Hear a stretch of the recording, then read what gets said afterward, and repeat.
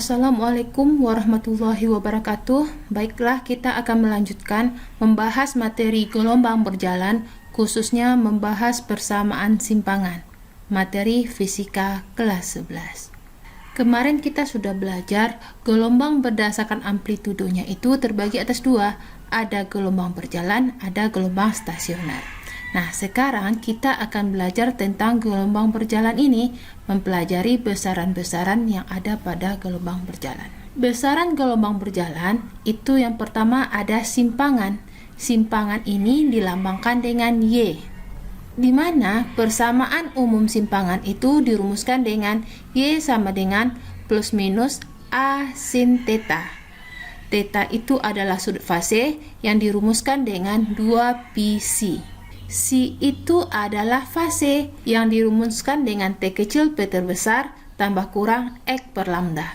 Kita masukkan si ini ke dalam persamaan sudut fase, sehingga dapatlah 2π T per T besar tambah kurang X per lambda. Kita masukkan ke dalam sehingga persamaannya seperti ini. Nah, tadi kita sudah belajar bahwa 2π per T ini sama dengan apa? Ini sama dengan omega dan ini sama dengan K. Sehingga persamaan theta itu menjadi omega T tambah kurang K kali X.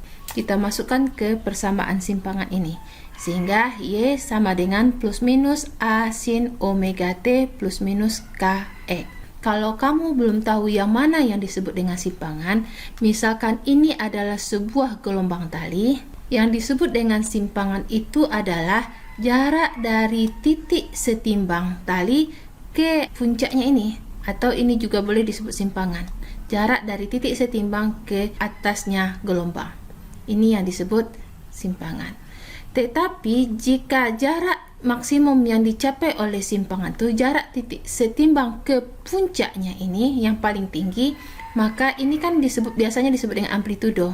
Ketika simpangan itu maksimum, maka nilai simpangan ini sama dengan A. Kapan simpangan itu maksimum?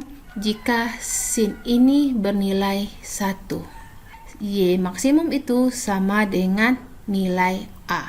Jadi simpangan itu sama dengan amplitudonya.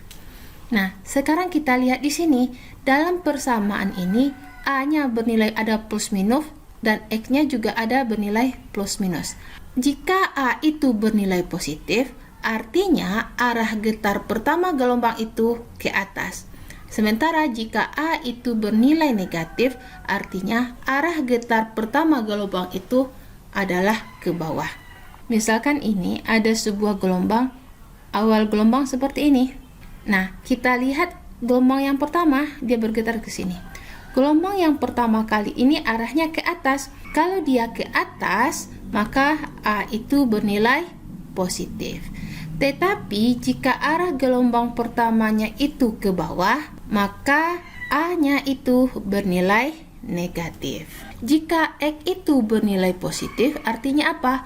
Arah rambat dari gelombang itu ke kiri, sementara jika X itu bernilai negatif, maka arah rambatnya ke kanan. Misalkan ada gambar, ini gelombang itu merambat ke kiri. Kalau dia merambat ke kiri, berarti X-nya itu bernilai positif. Tetapi jika dia merambat ke kanan, maka X-nya itu akan bernilai negatif. Nah, misalkan contoh soalnya ini. Ada sebuah gambar gelombang, kemudian arah gambar gelombang itu arahnya ke kiri, dia merambat ke kiri. Yang ditanya, buatlah persamaan dari gelombang ini. Tadi persamaan gelombang itu kan adalah A sin omega T Kx. Nah, kita lihat A-nya dulu. A-nya itu menunjukkan arah getar pertama, ke atas atau ke bawah. Dia merambat sini, berarti yang gelombang pertamanya di sini.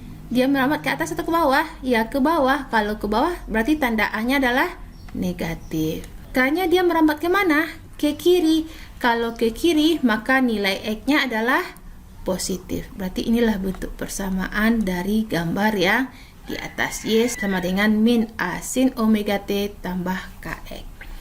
Sekian dulu pembahasan kita tentang simpangan. Assalamualaikum warahmatullahi wabarakatuh.